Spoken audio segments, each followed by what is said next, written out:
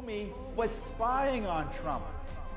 Well, the reason he was writing the memos was to create a record so that he could destroy No him. American knowingly colluded with the Russians to interfere in our election campaigns. Oh, wait, unless you mean Hillary Clinton. Pardons, prosecutions, and transparency.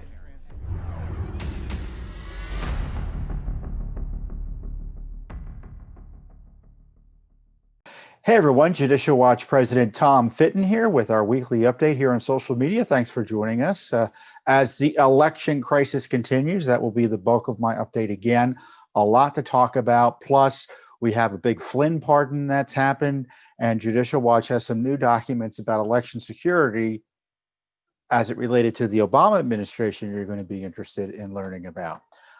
But first up, I hope you've had a wonderful Thanksgiving. I took some time off last week to enjoy the holiday with my family. I hope you were able, despite the restrictions of the corona tyrants, able to enjoy your holiday to its fullest. So we're now in the Christmas season. Can you believe it? After it's another year, and unfortunately, the constitutional crisis continues with the disputed election.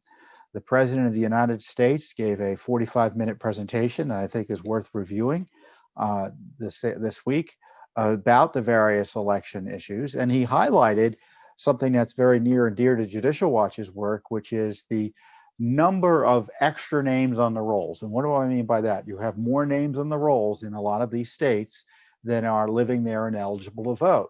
And it's a simple analysis. You take a look at what the registration numbers are, and then you compare and contrast that to the census citizen voting age population.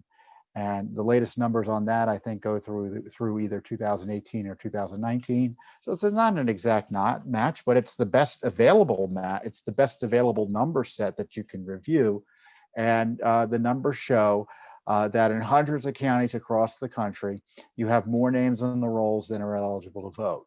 And of course, that's a pool from which fraudsters can operate, and also highlights the fact that the states aren't taking reasonable steps to clean up the rolls generally. And that's why it's reckless to push out mail-in balloting to the rolls, and it leads to more opportunities, as I say, for fraud and whatnot. And I think we're seeing evidence of that in the contested contests across the United States. There have been further developments. If you've been following our analysis here on Judicial Watch, and we've been the leader, frankly, in highlighting, I shouldn't say the leader, a leader, because there are other good folks out there doing some great work, in highlighting the role of the state legislators and legislatures constitutionally, and Congress in the electoral process, the electoral college process. For all the noise we hear about the courts, in the end, under our constitutional system, the state legislatures decide who the electors are going to be that participate in the electoral college, that picks the president. Now, if the election is compromised in any significant way, it's been my view, and it's obviously a rule of law approach, that the state legislature should step in and appoint a clean slate of electors. And I think that's something that needs to be done in Pennsylvania, Wisconsin, Michigan, Georgia, Arizona, et cetera, because of the compromise of the election process caused by the tsunami of mail-in ballots. Now, we've been warning you that this was foreseeable. The left planned on this. They wanted to set up a system in which it would kind of break our election integrity structure. So structurally speaking, the elections were broken in Pennsylvania. Structurally speaking, the elections were broken in Wisconsin. Similarly in Georgia. I encourage you to review the Trump lawsuit filed just moments ago, I guess a few hours ago, in Georgia. It's a state action that questions the certification of the elections. And it's a civil rights case. The left only allows leftists to pursue civil rights cases, but Donald Trump, he's not allowed to pursue civil rights cases on his behalf and the voters who voted for him. But when in Georgia, for instance, you had the Secretary of State agree to send out absentee ballot applications to the entire voter registration list, more or less. And they changed the signature requirement. And this was all done with a sort of a consent decree, legal agreement with the left. And the signature requirement under law is, and I'm paraphrasing here or summarizing, is that you get the signature of the ballot, of the absentee ballot, and you compare it to the signature in the original voter record. Well, they changed the rules. Not the law, the rules. Of course, the rules are supposed to follow the law, to only require them to compare the signature to the request for the ballot signature. So you could have a fraudster sign a request for the ballot, and then they send the ballot to them. The fraudster signs the request, signs the ballot again. So they're essentially, under the new rule, comparing two fraudulent signatures together. And they don't go back and look at the original signature in the voter record.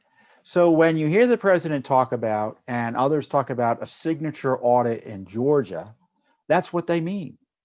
That's what they mean. And I've warned, and frankly, everyone in the major media was warning, when you look at the rejection rates of mail-in ballots, in 2016, they were 1 or 2% in many cases, which is a big number in a close election, obviously, meaning that you get a ballot and there's a reason to reject it. Either it's too late, the signatures don't match, the ballot was filled out incorrectly, that invalidates it, all sorts of reasons why mail-in ballots get thrown out, which is why I've always encouraged people, the best way to ensure your vote is counted is to vote in person. So you had a 1 or 2%, let's say 1 or 2% rejection rate in 2016. In 2020, during the primaries, it popped up to 3% because you had a lot of new people start using this new method of voting. And so the concern was, and the warning was, and don't take my word for it, you can go out and research it on your own. You can look at the news articles talking about the concern about rejection rates, that you would have rejection rates of 3, 5, in some cases in New York, there was a 25% rejection rate. And based on that analysis, I thought millions and millions of people would have their votes rejected. Oh, well, imagine what happened on election day. All these, it wasn't election day, it's still election, well, it's actually now election 6 weeks, right? You have rejection rates of 0.2%, 0.3%. How does that work? You know what that means? It means they weren't really checking the signatures. Or they came up with a review system that basically just washed them through without any reasonable verification to ensure the ballots were correct. So if you had in the least, you had a registration, a mail-in ballot rejection rate of 1%. And frankly, it would have been 3 to 5%, given the new people who were participating in the process.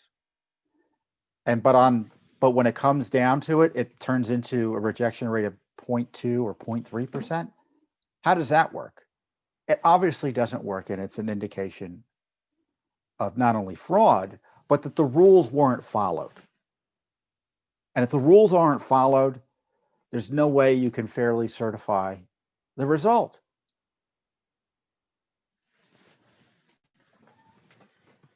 So those are one of the issues. I mean, that issue is in numerous states. I mean, we focus on the battleground states because the election outcome hinges on how those states operate one way or another. But you can be sure that issue is occurring in other states as well. So don't just, because you live in a state where the election went dramatically one way, or no one's going to question the outcome, or at least the general outcome of the election.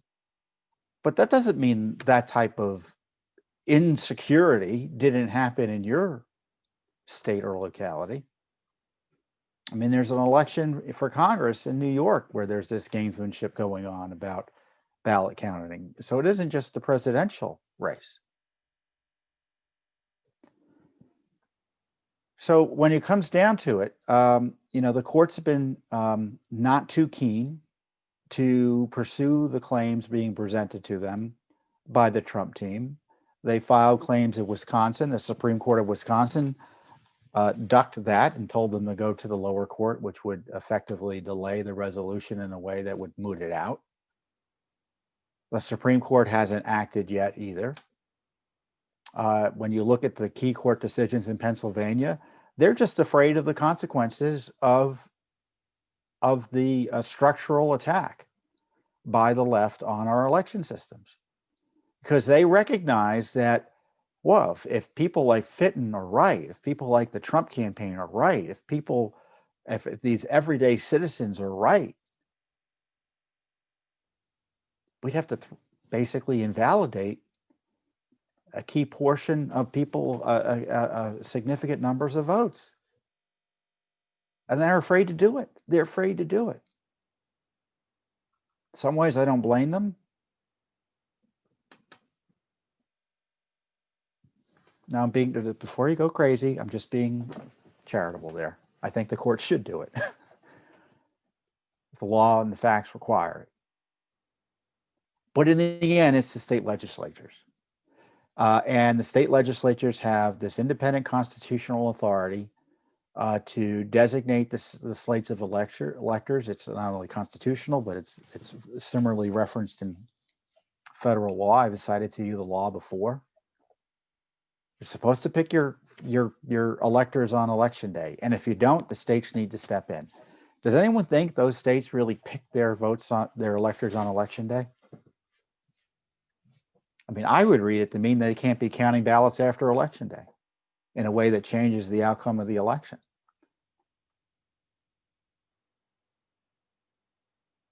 Even if you read it in a more limited way, it simply still hasn't been done in a way that fulfills federal law. They haven't picked the winner.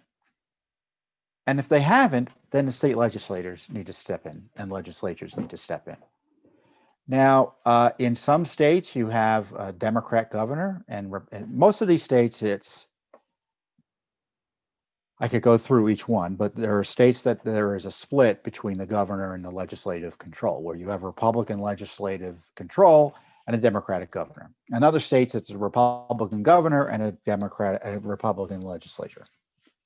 I'm not sure what the makeup is in Nevada, though. But in Arizona, for instance, it's a Republican governor, a Republican legislature, same in Georgia. Pennsylvania, it's a Democrat governor, Republican legislature, and I think it's the same in Wisconsin and Michigan along those lines. So some of these legislatures say they can only come into session if the governor calls them in to deal with this particular issue I'm talking about, or they can call themselves into session upon 2/3 votes. Well, that may be true for state law, but this is a constitutional issue. They have plenary power under the Constitution. They don't need the governor to tell them, they don't need the blessing of the governor to exercise this constitutional right, this constitutional power that's explicitly given to them in the Constitution to appoint electors. The governor can't get in the way of that by invoking some sort of state law. The Constitution is king in this regard. And if the Constitution is king, the state legislatures have independent authority to act. They don't need the permission of the governor to come into session to consider the issues I'm talking about. And they have a positive constitutional duty to come into session, investigate, and figure out whether the structural elections, the structure of the elections was such that they can have confidence that the alleged winner was actually the winner. I don't think any fair-minded reading of what went on in California, well, California's a whole different matter. I mean, Pennsylvania, Wisconsin, Georgia, whatever, can give any legislature confidence that the election was conducted validly. I mean, in Georgia, it was conducted contrary to state law. In Pennsylvania, it was conducted contrary to state law. So what happened here is the left changed the law, changed the rules. And that's going to result, if the law is followed, in President Trump winning. That's the way it would work. And I don't say that because I want President Trump to win. I'm not saying that because I am advocating an election result. I'm saying that because I want the rule of law to be followed. I want the law, I want the election result to reflect a lawful count of the votes, a legitimate count of the votes, a process we can be assured is reasonably free of corruption. And the way they handled these ballots, there's no way that can be assured. Now, as I said, the president highlighted this in his speech. He referenced the fact there are extra names on the rolls, as Judicial Watch has been pursuing. We have a lawsuit in Pennsylvania, 800,000 extra names on the rolls. Over 650,000 extra names on the rolls in Michigan. Michigan's a mess. Georgia is a mess. I encourage you to go back and look at our press release that has our most recent study. I mean, I think we found 1.8 million extra names on the rolls just looking at 37 states. We couldn't even get all the most recent data for some of the states. So it's even worse than I'm telling you about.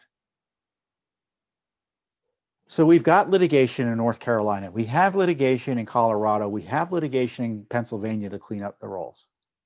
And in terms of dealing with the current election crisis, we have dozens of FOIAs, open records requests across the land in these battleground states to figure out what went on. Hopefully we can get documents sooner than later. I don't want to overstate how quickly those documents can come out. But even by sending in the requests, we put the government officials on notice. Don't mess with the documents. Don't mess with the truth.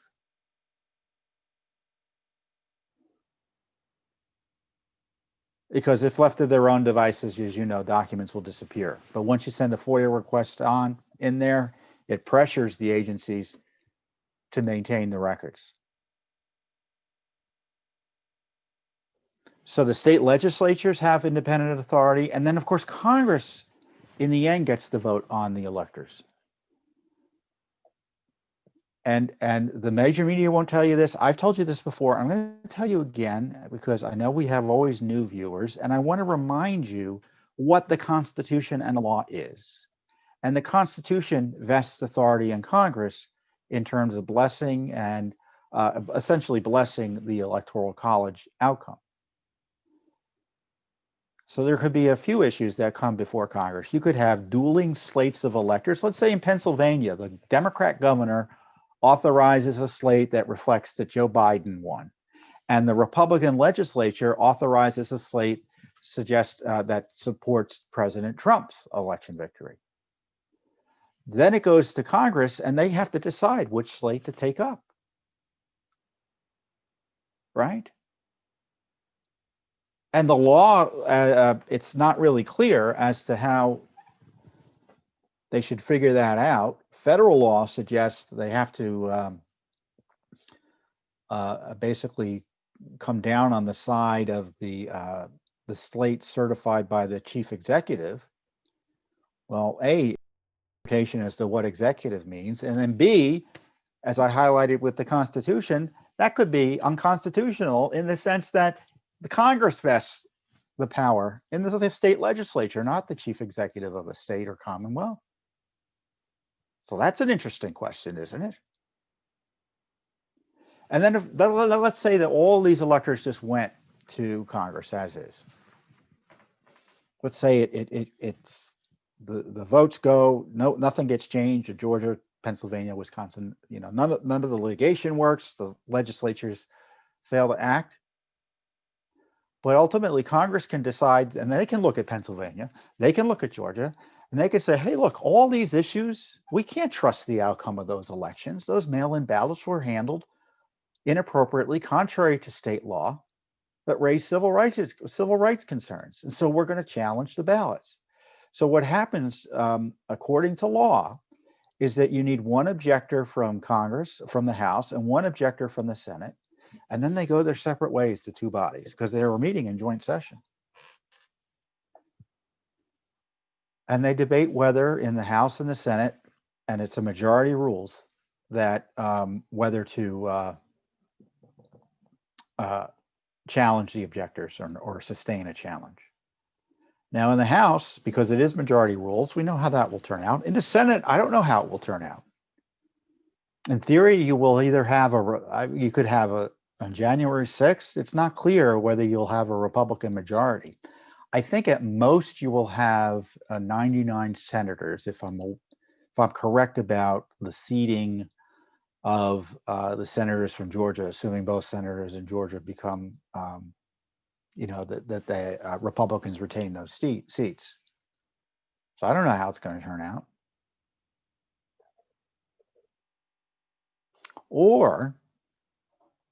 So let's say let's say it's a Republican Senate and they all vote to kick out electors from suspect states or refuse to consider them in the What happens then?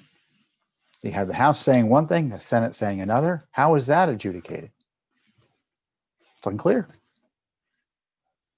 John Eastman suggests, is a great constitutional expert, just a great guy too. He suggests that the presiding officer, who would be the vice president, Mike Pence, he could make those decisions as to how that's adjudicated. And he also suggested maybe the Supreme Court comes in at that time to try to figure out what the law means. Now, the other possibility is that the state legislatures say, we can't send electors. And then, in theory, it could go to the House, and that process, if there aren't enough electors to put someone over 270, it goes to the House. And then in the House, that process is a state by state vote, a delegation by delegation vote. And because best as I understand it now, the Republicans control at least 26 delegations. So you could have the House pick President Trump in theory. Now, on the other hand, there's an interpretation, well, maybe it's just the majority of electoral college votes. I don't know. That's the debate. Now, I raise all these issues because I want you to know that it ain't over yet. And you have an important role to play as a citizen and a voter, and which is to communicate with your elected officials about what your views are about how things have been going and what they should do. Call your state legislators. Obviously, if you live in the battleground states, there's an added level of urgency. And you should also call your members of Congress, and that goes beyond just the battleground states. It's everywhere. It's everywhere. Ask your senators, what do they think? Ask your congressmen, what are they going to do? Ask your state legislators, what are they going to do? Where's the leadership from them? I want to know where the leadership is. We had Congressman Mo Brooks, who is a Republican from Alabama. He said the truth. He said, look, I'm going to be challenging these electors. He's going to make an objection. Not one senator has come forward to support that yet. So you need to focus on the Senate and ask them where they are. I'm not telling you what to say. You guys are big boys, big girls. You know what to say. You may even disagree with me. But the left media would have you believe it's out of your hands. It isn't out of your hands. You have a right to petition your government, a God-given right to petition your government, and dang nabbit, you better do it now.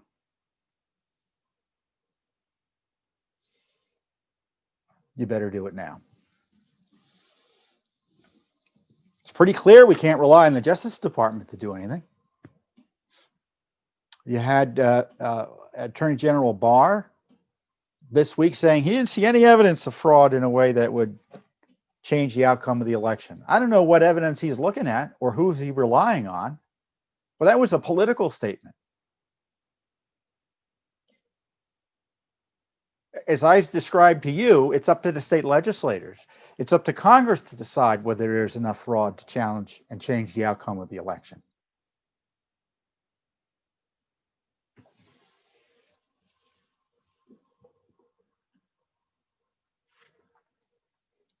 So Judicial Watch will do the heavy lifting. You've got, obviously, the Trump campaign doing its advocacy. Sidney Powell is out there, this lawyer. Lynn Wood is out there. Other groups, the Thomas More organization is out there doing some great work as well. There's all sorts of people behind the scenes. And, I urge you, people say, we should pray for President Trump. Of course, we should pray for President Trump. We should pray for Joe Biden, too. We should pray for everybody. But there are a lot of people behind the scenes who are doing excellent patriotic work, trying to ensure that these elections are subject to the rule of law. You won't know their names. I mean, some of them work for Judicial Watch, but I know a lot of other folks who don't work that I've been talking to, and they get zero credit, and they're working themselves ragged to get the work done. And many of them are public, and if they're public, they get attacked viciously. And God bless these whistleblowers who have come forward, just regular Joes, regular Janes, coming forward to testify. To testify. And I use that word in the moral and legal sense about what they saw. God bless them. But the Justice Department's been AWOL on election integrity measures the last 4 years. Judicial Watch, I talked about our litigation to clean up the rolls. Justice Department has virtually done nothing. They came in after the fact in one case in Kentucky and helped us get a consent decree, but we had done all the legwork. They've done nothing since. Attorney General Barr made a statement a few weeks ago highlighting the fact that U.S. attorneys are supposed to enforce the rule of law on voter fraud, and they should consider information. Kind of shouldn't even have to say something like that. And the election integrity chief in the Justice Department, asked to be moved out of his position because he was so outraged by it. This guy, Richard Pilger, we had figured out years ago, had worked with Lois Lerner's IRS to try to prosecute the very groups that Lois Lerner was persecuting. So you had this corrupt official at the Justice Department in charge of election integrity. Does that help explain why nothing's been done? And you can bet the rest of the folks underneath him aren't doing much either. Let me tell you something about the Justice Department. It's full of left-wing partisan Democrats who, to the degree they are involved in anything sensitive, have zero interest in pursuing the rule of law in a way that pushes against their ideological and political interests. For instance, during the Obama administration, the Justice Department spent all of its time attacking voter ID laws. Anytime a new voter ID law was moved or pushed or modified in a way that made it stronger, the Justice Department under Eric Holder and Loretta Lynch were there to try to subvert it. We'd have a voter ID law, practically speaking, in North Carolina if it weren't for the Justice Department coming in and trying to undo it. So it's been AWOL. And to hear Attorney General Barr, pretend that there's no voter fraud out there that that could raise questions about the outcome of the election, I don't understand where he's getting his information from. Now, since then, because there's been so much blowback, they said, oh, well, we're still investigating any issues of fraud and such. Well, what about what's going on in Georgia? I just described to you this lawsuit. There's a lawsuit, the Trump lawsuit alleges 10,000 plus deceased people may have voted. As many as 10,315 is the exact number, may have voted. Well, that would be a crime. Not only a state crime, but a federal crime. Where's the Justice Department on that? Is that evidence of voter fraud? Is that they're AWOL? I'm telling you, they're AWOL. They're not doing an investigation. It's just like Durham all over again. Oh, and speaking of Durham, well, I've told you, I've talked enough about election integrity. The crisis continues. Judicial Watch is working on it. Others are working on it. And you need to work on it by talking to your state legislators and Congress about their constitutional duties to ensure that the real winner, as in an election validly conducted, is confirmed as president. Now, secondly, we've had other developments since we last talked. I want to talk about first General Flynn, who finally has been given a pardon by President Trump. A well-deserved pardon. He was lawlessly targeted as part of a conspiracy to destroy the Trump presidency and the Trump campaign by the Obama gang. They lied about what Flynn was doing. They knew he was innocent. The documents show they knew he was innocent, yet they prosecuted him anyway and abused his civil rights. And Judge Sullivan in this case has been acting, who's the judge who's been handling the criminal case, has been abusing his power in a way that is just simply shocking, just shocking from a federal judge. Yet the Justice Department try to end the case, and Judge Sullivan, is contrary to law, and orders from the appellate court just simply refused to do so. Obviously hoping that a Biden administration will come in and reverse the Justice Department decision to drop the case and further harass and try to make a political prisoner out of General Flynn. So God bless General Flynn and his family, who I know has been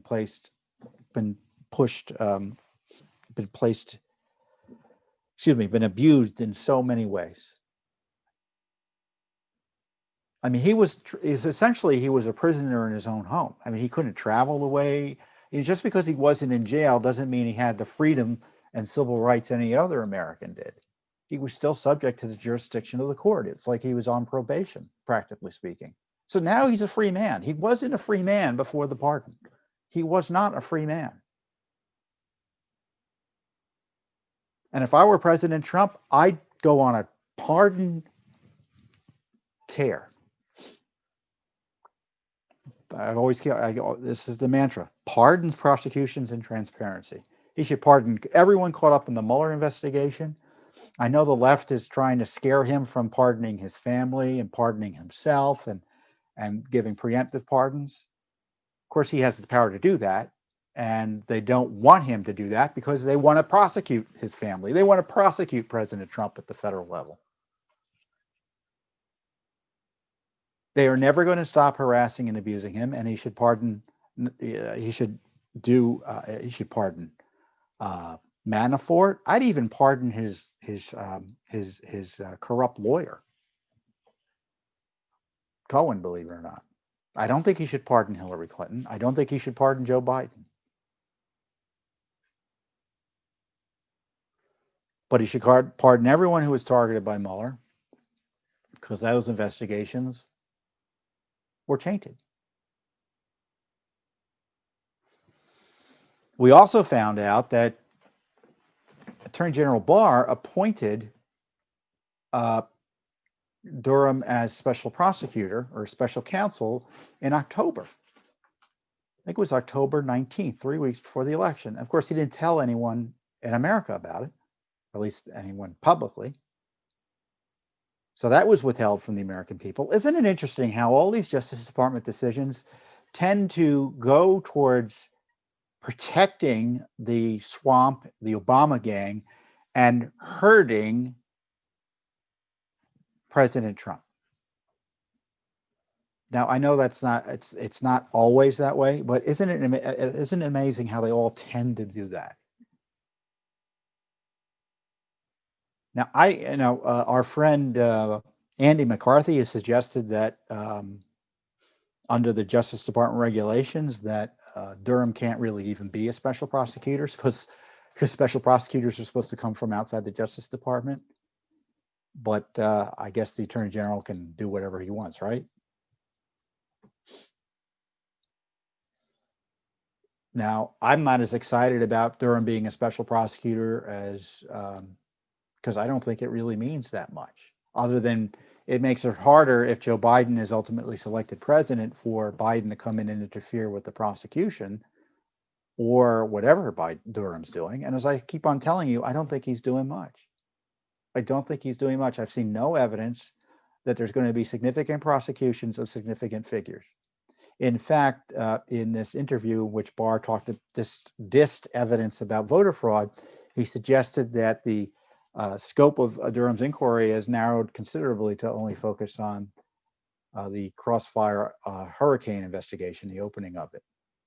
Of course, we already knew it's corrupt and full of lies because Judicial Watch already has proven it. So I don't know why he needs. It's now April of last year he was appointed. So we're now coming up on the 2-year anniversary this April of the appointment of John Durham, and we've had one prosecution, and it was a prosecution that was handed to him on a silver platter.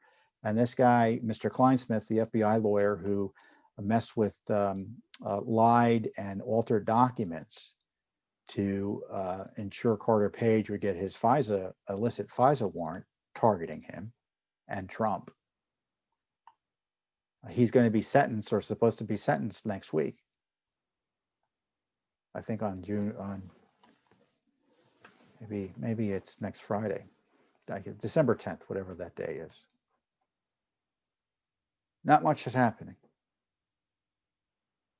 So by narrowing it, you can bet that Brennan isn't going to face prosecution or anyone else of that nature.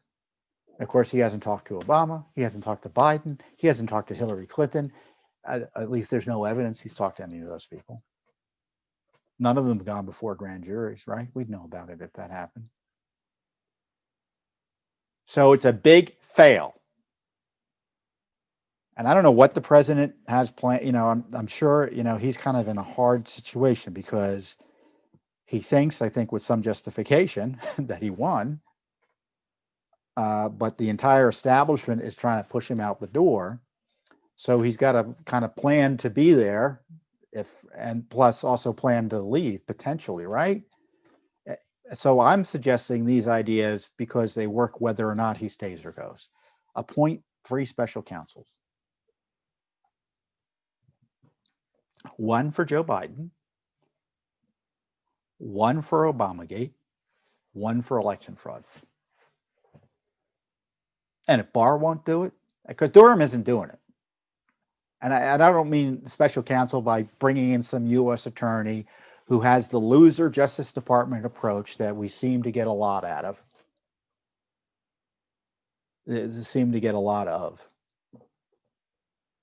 I mean, bring in an outsider and let them do an investigation of the Justice Department. Keep the FBI out of it. I mean, a serious independent special prosecutor. You can ask Barr for advice who might be a good guy, but they shouldn't answer to the Barr. They should answer to the White House. Justice Department is compromised.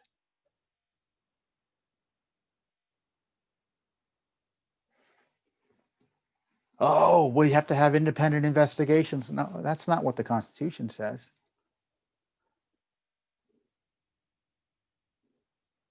The Justice Department, did you vote the Justice Department to run the country?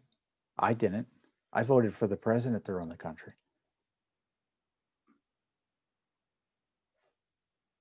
I mean, Joe Biden talks about an independent Justice Department. That's unconstitutional. I mean, we have to be consistent. Even if Biden is president, we should recognize that the president has the authority to run the Justice Department. So special prosecutors galore. Transparency, get all the documents out, declassify. There are other documents that have been withheld or being stonewalled that they should accelerate the release of. And as I said, all of that can be done whether or not the president is staying or going. And it should be done sooner rather than later, meaning now.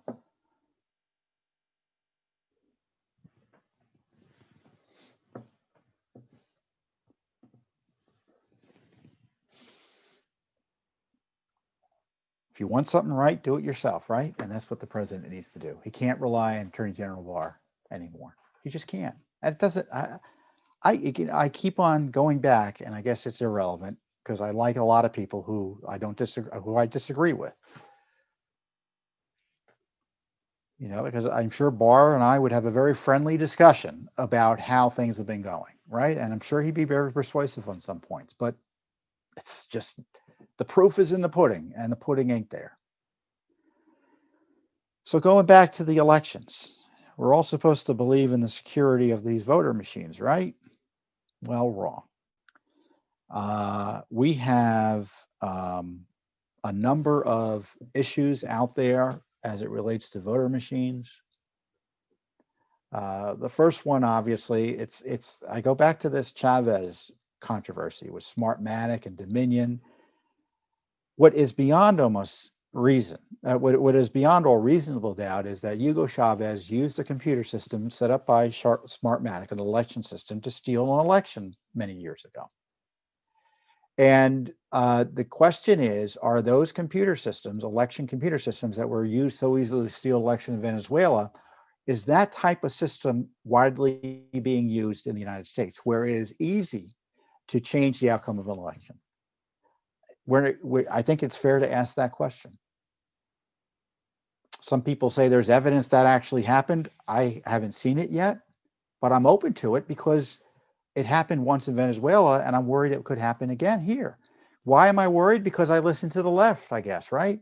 Because the left is concerned about the security of these election systems. At least they were up until it became politically inconvenient in the 2020 election cycle. I'm old-fashioned. I think, we should count ballots, kind of a paper ballot system or a machine count system, where you basically have a dumb machine that just pushes out numbers that's not connected to the internet or not connectable to the internet. But that's a whole other debate. So we have these new documents that have come out that I think are interesting in terms of context. In Georgia, Secretary Kemp at the time, who's now Governor Kemp, complained to the Department of Homeland Security that there was a scanning event or attempts to breach his security systems on his website, and he yelled at DHS about it.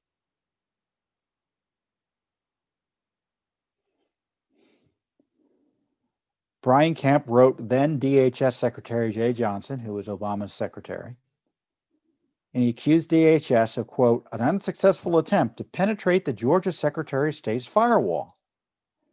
And it looked like there were other states that had concerns of that nature as well.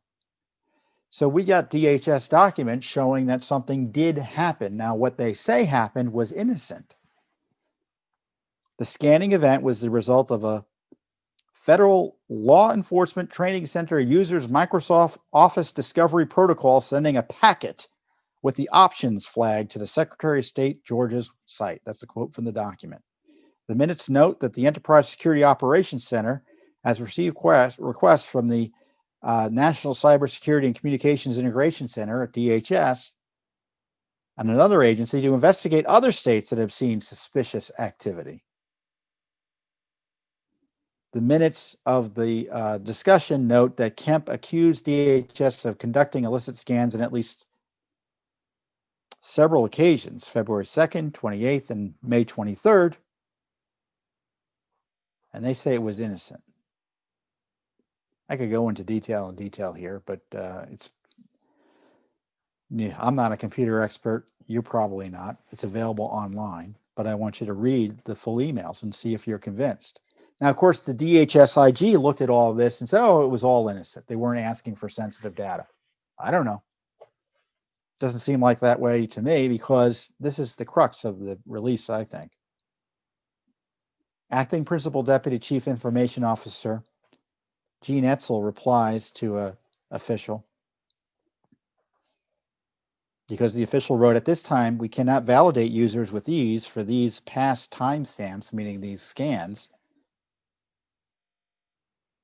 due to the lack of authentication logs. Isn't that interesting?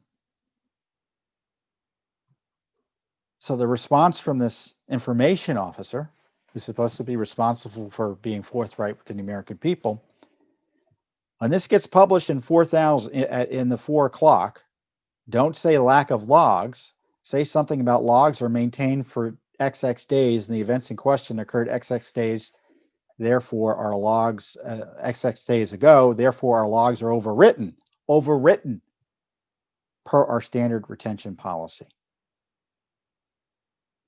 Someone else says, FYI, please use the lens of press release and senior leaders. I'm not quite sure what that means, but it doesn't sound good. Does it sound good to you?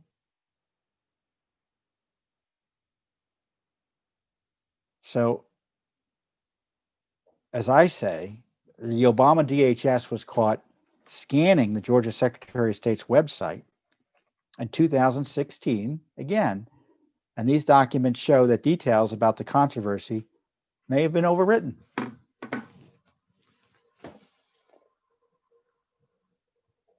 So the left have been telling us all these systems were secure when they were running the government, they were proving that they were actually willing to try to break through them. I mean, that's how I read this. I don't see anything innocent about this activity. And if you disagree with me, I mean, like I said, this is my analysis. Go to our website and look at the documents yourselves and see if you'd agree with me or not in my analysis. So there's a lot going on. I encourage you to support Judicial Watch in our efforts here. I know there are a lot of people doing a lot of great work. Judicial Watch has been doing this work for years and years. I remember in 2000, I was in Florida with our team exposing fraud during the election there. And we've been doing that work ever since. And in addition to our work covering Obamagate, holding Hillary Clinton accountable, doing the work that no one else here in Washington is doing. So I know this time of year is big for gift giving, and I encourage you to consider Judicial Watch in your gift giving. Another way to support Judicial Watch is by buying, I don't have the book in front of me here with me, but buying our latest book, A Republic Under Assault. I tell you, it is an urgent read. If you want to know how the left is set up to steal, you can't read a better book. Plus, we expose Obamagate, and the plot against the president, the plot against our sovereignty. Details you won't find anywhere else. I encourage you to get the book, A Republic Under Assault, or go to the Judicial Watch store and buy some merchandise. That's another way to support us, or just make a donation to us directly, because no one does what Judicial Watch does to preserve and protect the Constitution and vindicate your right to know. So I want you to have a great week, and hopefully I'll be back here next week I know I'll be back here next week. We've got more news coming out, and I'll keep you abreast, obviously, of the developments on the election crisis. Have a great week, and I'll see you next time here on the Judicial Watch Weekly Update.